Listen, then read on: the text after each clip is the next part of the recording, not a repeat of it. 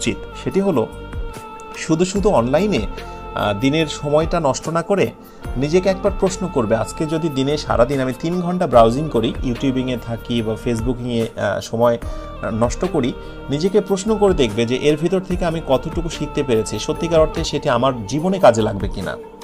Right? তুমি হয়তো উপমা দিতেই পারো, আমি একটি দারুণ গান শুনেছি, সেটি আমাকে আনন্দিত করেছে, আমার মন ফ্রেশ হয়ে গেছে, এটা আমার জন্য কার্যকর। ওকে, ডান। এছাড়াও তো আরও অনেক জিনিস রয়েছে যেটা তোমার জীবনে কার্যকর হতে পারে। শুধু শুধু উপমা দিয়ে অন্যকে এক্সকিউজ দেখিয়ে কোনো লাভ নেই। পড়তে হবে তোমাকেই, এগিয়ে যেতে হবে তোমাকেই। অন্যের সঙ্গে কম্পারিজন করার জন্য তুলনা করার দরকার নেই। তুমি শুধু তোমার তুলনা। রাইট? তুমি অন্যদের থেকে আলাদা হয়ে যাও। সবাই যখন ফান ভিডিও নিয়ে ব্যস্ত, তুমি তখন এডুকেশনাল ভিডিও দেখা নিয়ে ব্যস্ত থাকবে। এটাই কিন্তু স্বাভাবিক। এনিওয়ে, এগিয়ে যাও, তোমাদের সবার জীবন অনেক সুন্দর হোক, সফল হোক, এই প্রত্যাশা আজকে আমি শেষ করব।